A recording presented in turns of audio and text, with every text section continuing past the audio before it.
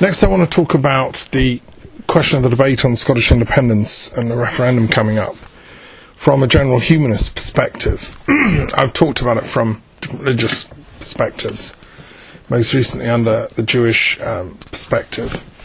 And I talked about it also from a Marxist point of view. And my own argument about the history of Marxism, as I've said, is that it was actually fundamentally a spiritual insight that Marx had, and based on his studies of Hegelian thought and ancient Greek philosophy, and his kind of instinctive knowledge of Judaism, and his mingling with radicals throughout Europe, in Germany and Paris and London. But fundamentally, I think he had a liberal notion that mankind's redemption would come about, tikkun, would come about when the social problems, poverty, the huge problems of industrial capitalism in the 19th century was sorted. And a lot of this happened in Scotland and other industrial cities in Britain, Glasgow, Manchester, London. The question is, we're still suffering from the after effects of the Industrial Revolution. There's still tremendous pockets of poverty on the planet, huge social inequity, and then pockets of super rich elites who seem to control and run the banking systems and international finance. Now, from that perspective of insight, pragmatically speaking, does it make sense to break up nation states like the UK? I mean, surely we're going to be even less able to cope with somehow solving and regulating and administering the problems of advanced industrial civilization and capitalism. I mean, Gordon Brown, for all whatever one thinks of him as a prime minister, he was certainly trying to regulate the banking sector and to find ways of harmonizing the instinct, which is, not necessarily a bad thing, to have entrepreneurial skills, to make money, to advance the wealth of a people or a nation, and at the same time to have a social conscience to ensure that people aren't left behind, that the underclass, the poor, are taken with you. And this, I'm not sure, would be advanced by breaking up the United Kingdom. It seems to me as a country we're going to be wealthier, and we've got storms coming up ahead which we need to weather together, I would have thought. If we're talking about having any kind of say in the international financial world, we're going to be far better together. Our aggregate wealth as a community will be greater together than separated. And I'm very happy to give detailed economic explanation of why I think that to be the case. But I think that position is also taken by the vast majority of specialised people that work in finance and business, not just in Scotland, but throughout the whole UK, and indeed globally. International experts have spoken out about this, that actually it's in the financial best interests of the UK to stay together as a nation. And what we should be doing is helping colleagues in other parts of the world, in other countries, to, in a sense, develop new rules so that bankers can't cheat people as they have been doing in the last decade and more. And there has to be somebody's just recommended there should be like a Hippocratic oath for bankers and financial experts, and I think that's long overdue. So by keeping together, I think we're more likely to be able to help steer that process. After all, in a sense, it was Scotland, the Bank of England, it was the United Kingdom that invented a lot of what we know as modern capitalism. And in a sense, it was also Scotland and the United Kingdom that invented what it hoped would be its antidote, i.e. socialism, but which turned out to be in some ways worse than what it was trying to replace. The antidote of Stalinism was no antidote. It's like the solution to a complicated patient brought into a hospital with something needing brain surgery is you just decapitate them, which is essentially what Stalinism and Maoism and Pol Potism did to their respective countries. They liquidated or tried to liquidate the intelligentsia, and the most creative and the most dynamic people who were able to think for themselves were just simply killed off. And this is no solution to the ills of advanced industrial capitalism. So I think what we have to do is harness knowledge, harness the intellectual skills of our nation as a whole. The people of England, Scotland, Wales, Northern Ireland, I've travelled and taught and worked with them, and there's some amazing geniuses in our country.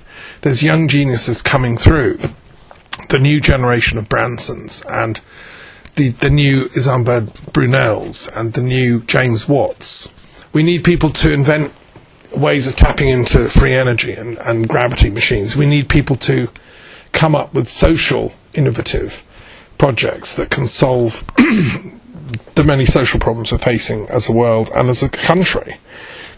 And simply breaking up our country into little national rump states seems to me just to cause increased problems and will cause simply a diversion from the actual work that we should all be doing together. So from a humanist perspective, I just want to go back to Kant in effect and say that from the Kantian ethical and philosophical perspective, there is this vision that society collectively is somehow moving in a direction towards greater integrity, greater enlightenment. The project of the Enlightenment is what's really at stake, as I see it, in this referendum vote. And that's why I'm speaking out as a mere philosopher. Because the Enlightenment was in many respects a fruit and a product of the birthing of the United Kingdom and the Act of Union and the coming together, the burying of the differences of the Scots and English who'd fought each other for centuries.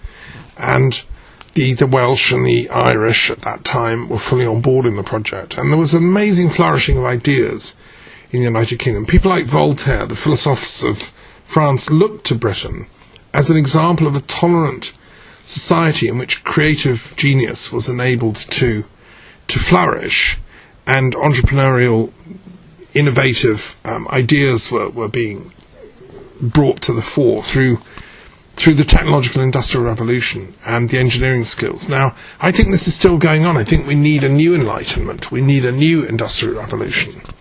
And when I worked in the West Midlands, Shropshire and Birmingham, founded the Global Green University, I took the view that we need a kind of new lunar society. Just as the lunar society with Joseph Priestley and Erasmus Darwin acted as an intellectual club that kick-started the Industrial Revolution, we need a new lunar society. I call it the Solar Society, which will think through the protocols for a post-industrial advanced technological society that we need, where everybody has access to information, the internet, electricity at cheap prices people can afford, the accoutrements we need for a civilized existence, and each person is then maximised to contribute to the collective welfare and collective good of society, be they as a bobby on the beat or a sailor or a musician or creative artist or a mother or a poet or whatever. You know, we need to maximise the artistic genius and the intellectual and scientific genius of all of us. Now, I know that is in the Scottish, the Welsh, the English, the Irish, and all the subcultures that exist and flourish in these islands. As I keep saying, we have a tremendous intellectual capital that I think actually is second to none. And although we're no longer a superpower, we have, as it were, superpowers, which we should be harnessing and developing. I think the Olympic Games and the Commonwealth Games have shown that we can do this in the athletic world. I think we can do it in the intellectual world. And one of the projects my institute has long campaigned for is a return to the Delphic Games, which were parallel to the Olympic Games, but dealt with culture and the arts. The Olympic Games are for the sports people of the Hellenistic world. The Delphic Games were for the artists, the poets, the thinkers, the philosophers, and the sages. And that's a side of our culture and civilization that we mustn't neglect, because I think it's in that sphere that we're going to get peace. And that's, in a sense, what the great humanistic and artistic flourishing of culture in these islands over the last few hundred years has been about. And it can be for the next few hundred years. But I think it will be better served if we stay together, if kids growing up in Sussex or Inverness or Cardiff can all visit each other's countries without passports and visas and hassle at the borders and so on, and coexist in a community of love, effectively, a community that loves wisdom and is dedicated to that project, and seeks to be an example to the rest of the world. Look, countries can stay together, and they can be premised on, yes, we can differ, we can disagree, but we can actually have a greater commitment to unity rather than disunity.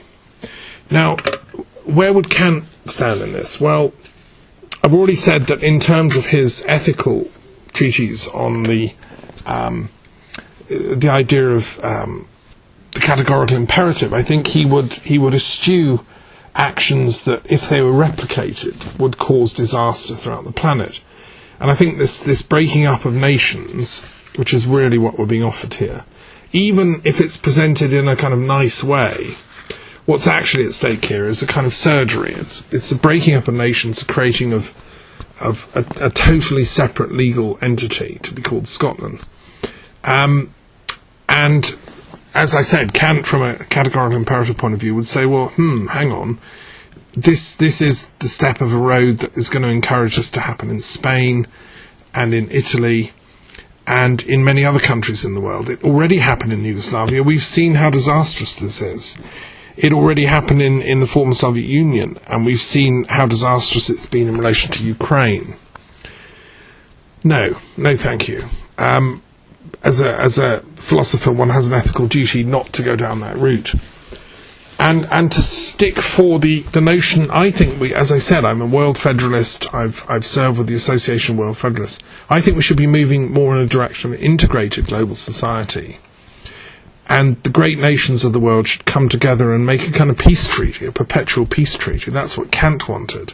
We should get China, Russia, the USA, the Commonwealth, Britain, the European Union, and so on, and the independent states within the European Union to come forward, and Africa and India and so on, and really renew the ideals underlying the United Nations, and get effective peacekeeping arrangements set up under the UN. And the International Court of Justice should be working far more on prosecuting war criminals and people who launch unjustified aggression. This is why I think the Iraq war should still be probably brought to a legal case, as many people are trying to do. The international legal community should be working on strengthening international law and international justice. And breaking up nations isn't going to help with all that. It's simply going to make the people of those nations much weaker and less able to stand up against the big corporate interests and the big political interests. So Kant wrote also Idea for a Universal History with cosmopolitan intent. And his intention, like mine, was to advance a world of peace, which he felt would arise naturally as people manifest their higher enlightened natures.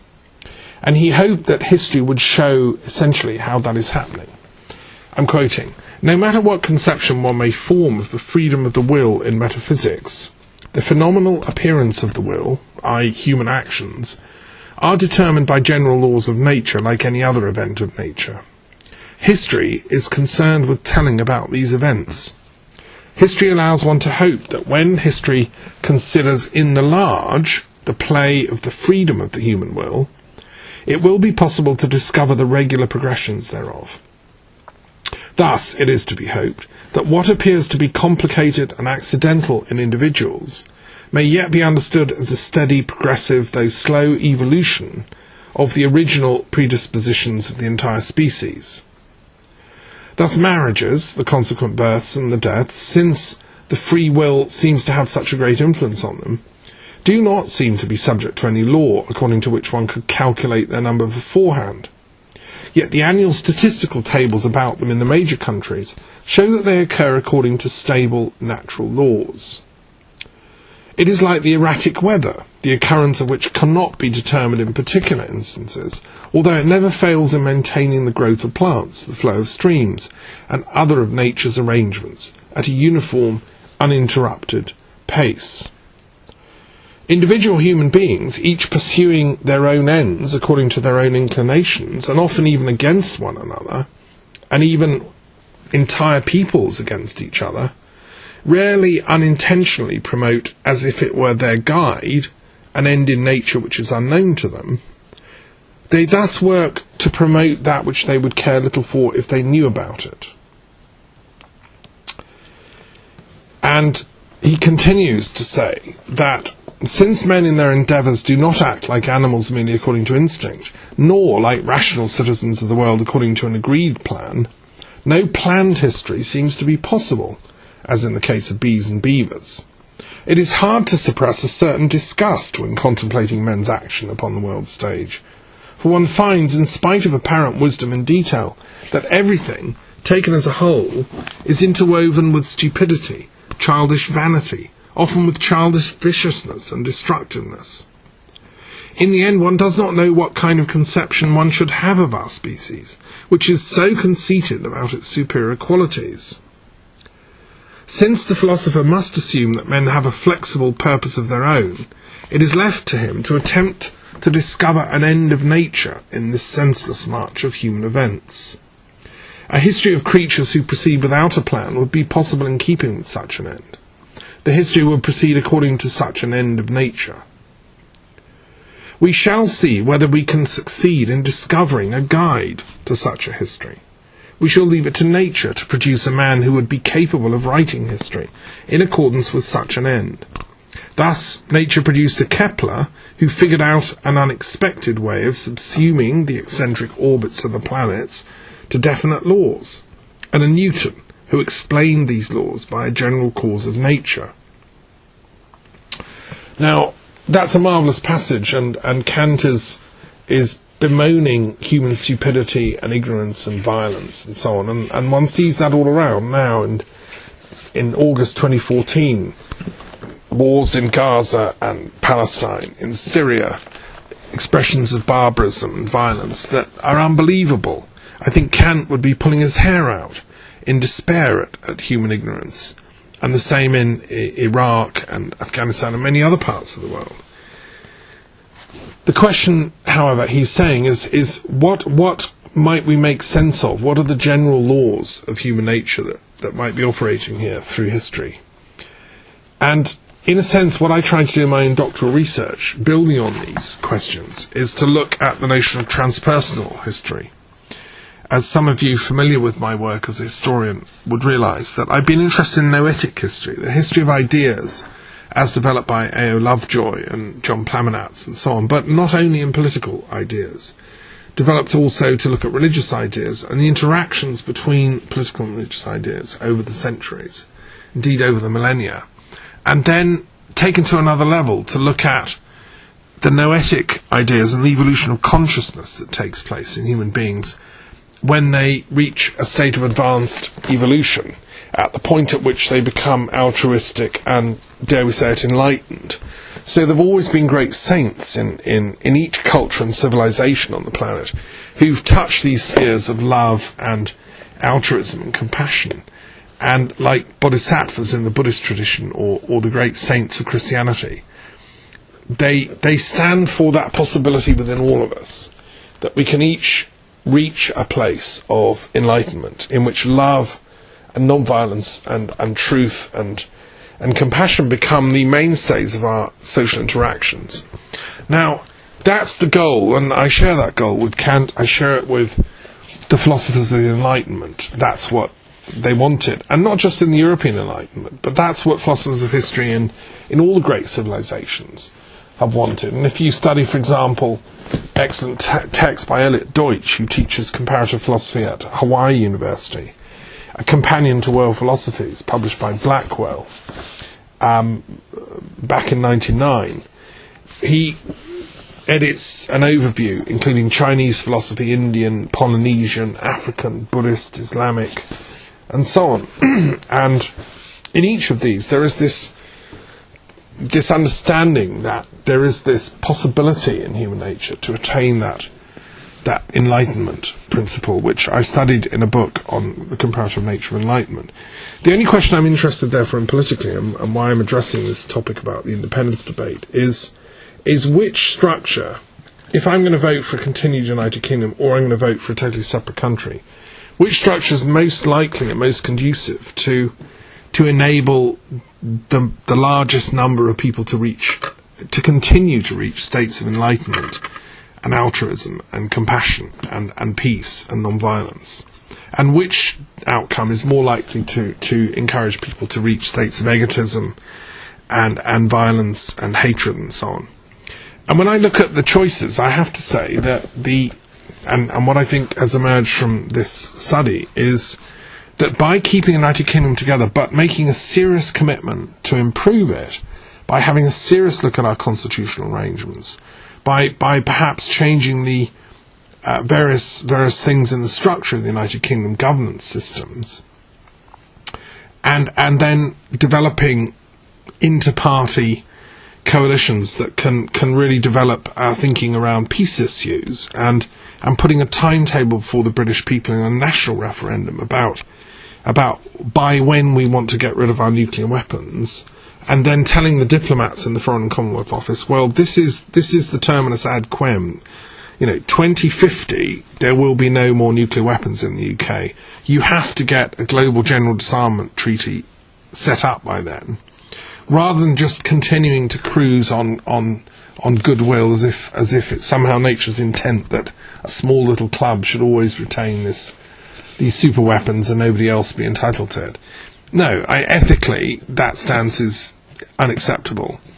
And so, if we take UK-wide approaches to these problems, then I think we're going to not have the risk of creating national tension and friction between certainly the political elites of the rump UK and Scotland if they become independent. There would be argy-bargy and quarrelling, and lawyers going back and forth, and it's a frightful prospect to me as simply a philosopher.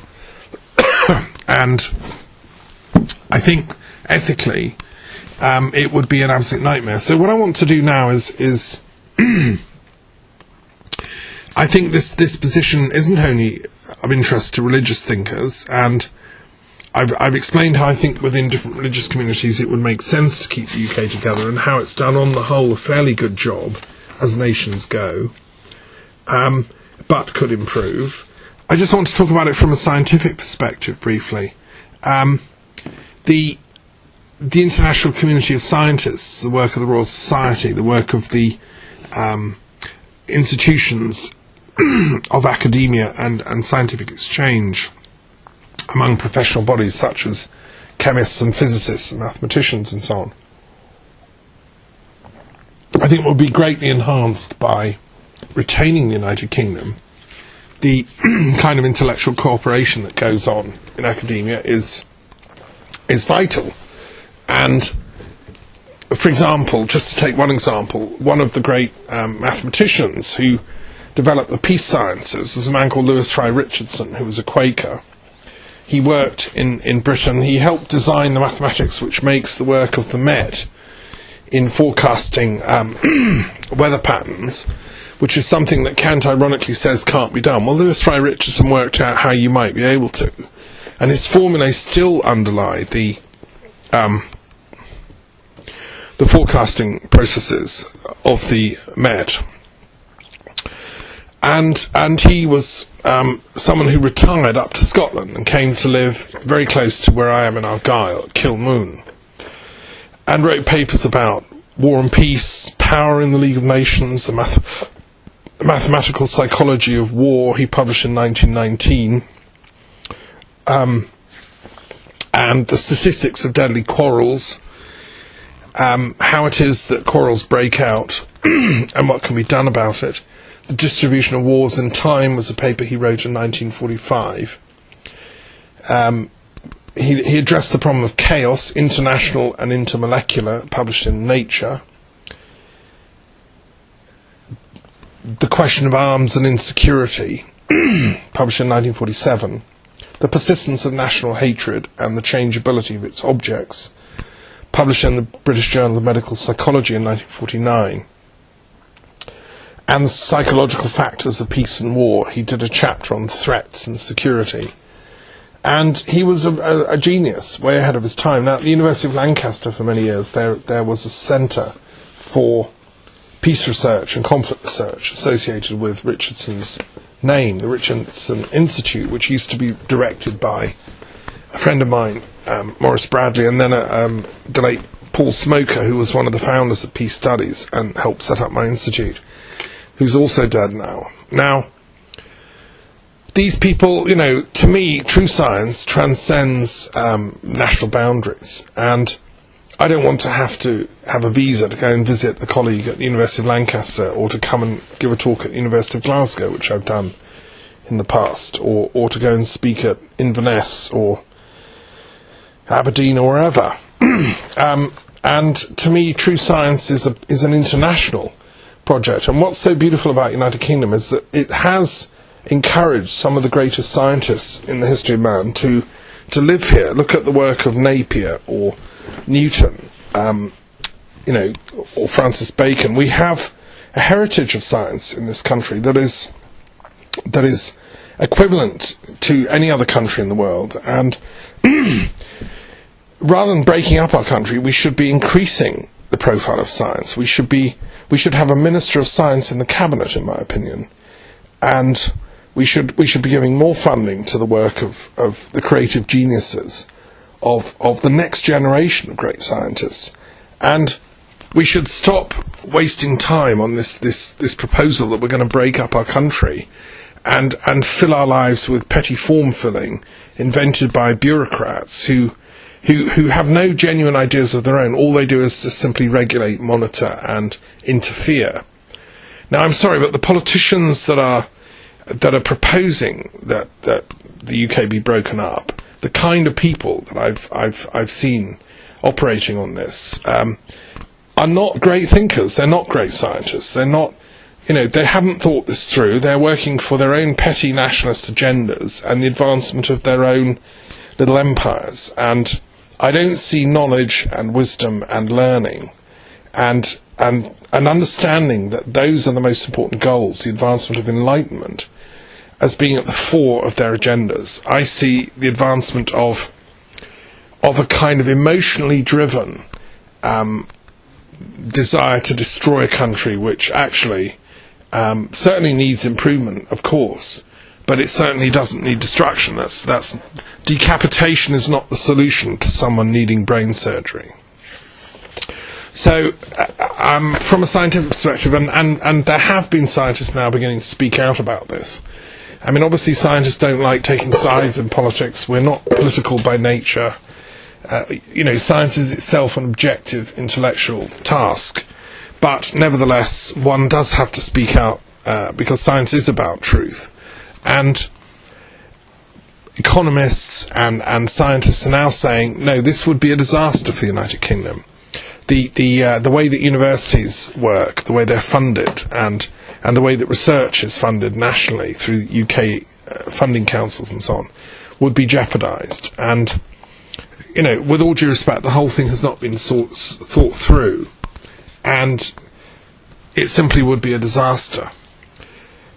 Okay, so I just want to say, well, that's all very well. So if you're a scientist or a religious thinker, you might want to vote for keeping the United Kingdom together. But what if you're an atheist? What if you don't believe in God? What if you aren't interested in all that, and you regard God and religion as just a quaint medieval type of hangover? And quite a few people Scotland has a high number of people who would probably identify themselves as atheists who've given up on religious faith of any kind. There are obviously people in Scotland, as in the rest of the UK, that are still quite religious, but there's a large number that aren't. And it's one of the fruits of our enlightenment, is that people had the freedom to question religious ideas, and I think that's not a bad thing. It's a good thing that we have freedom of thought. So, from an atheist perspective, one might argue that breaking up the UK is a very good thing, because it's an antiquated structure, and Scotland become a sort of pioneer of progressive humanist atheistic views and so on. If it became a secular republic, it would be one in the eye against religious thinkers and it would be a sort of socialist republic north of Hadrian's Wall that could hold the flag for scientific atheism. Well, if you take that view and that's your intent, then perhaps you should consider voting for the separation of Scotland and go ahead and set up your atheistic scientific republic north of Hadrian's Wall. I don't think I'll be remaining in the country if that were the case. I'm far too religious and interested in spirituality. And after all, I teach religious studies for a living, so I don't think there'd be much of a future here.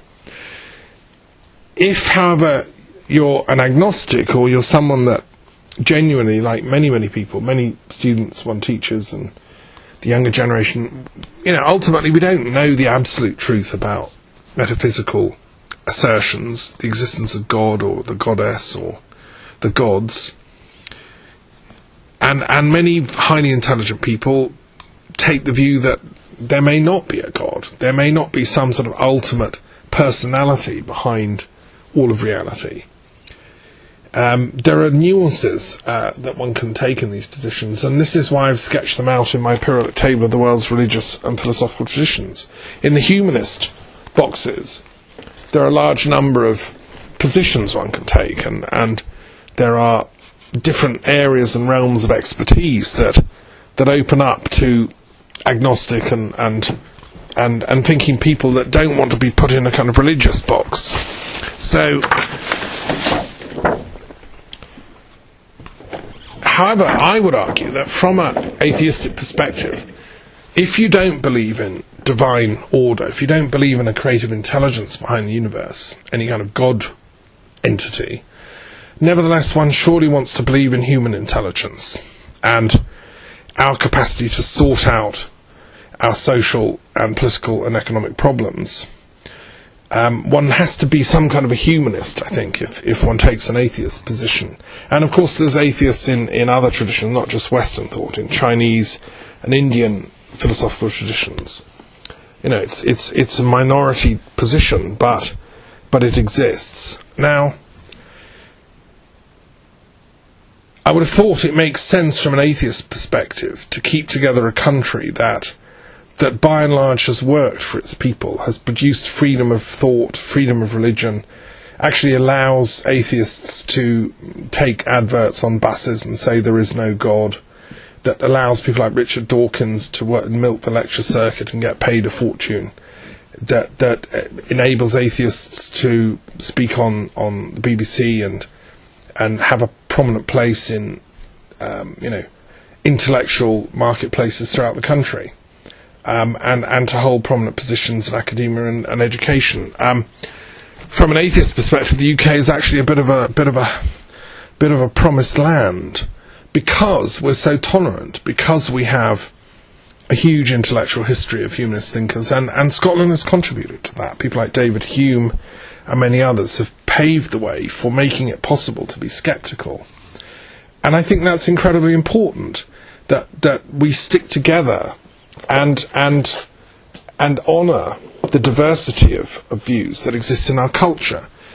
The last thing we want to be is taken over by any kind of religious, monopolar perspective, or indeed an anti-religious monopolar perspective. The kind of where I get a bit twitchy is when I see the extreme Dawkins types silencing debate and oppressing thinkers who chose a more spiritual religious perspective. I think there has to be genuine tolerance on both sides, and I think by and large in the UK we've got that. And I don't want to endanger that very delicate balance that we've got. It's quite a unique experiment in history. We've kept our religious traditions and customs. The Church of England and the Church of Scotland and Wales and so on has in its ranks many great theologians who've pushed theism to the very boundaries of possible thought. And so you get thinkers such as John MacDonald Smith writing on doing without God, and the Bishop of Durham, who some decades ago was questioning the need for this theistic idea, and John Robinson, another great theologian, also asking the same questions. and Don Cupid, of course, with his Sea of Faith movement. So I think what we have is a profound soul-searching going on in Britain, and this goes back as far as the 19th century, when the greatest philosophers were really pushing the boundaries of faith and non-faith and trying to see where there is a middle ground, if ever. I think that experiment in thought should continue, and the UK is a great philosophical place in which to have those discussions. And I would hate to see it taken over by petty-minded nationalists who are trying to impose on the United Kingdom a kind of closure in their direction, as if nationalism is the promised land, is the goal to which all that thinking, all that questioning has been striving for. That to me would be to rewrite history in a most polemical and unfortunate way. It would be to close the conversation rather than to keep it open. There are some people also that argue that the whole God debate is, in a sense, itself too limited. And one of my friends, a Church of Wales priest, Geraint ap Iorwerth, wrote Honest to Goddess, which is a reply to the famous Honest to God work. And what Iorwerth is saying is, from a Celtic Christian perspective, there's also the goddess tradition, and therefore that divine feminine should be taken into account. And I think this is a very valid argument.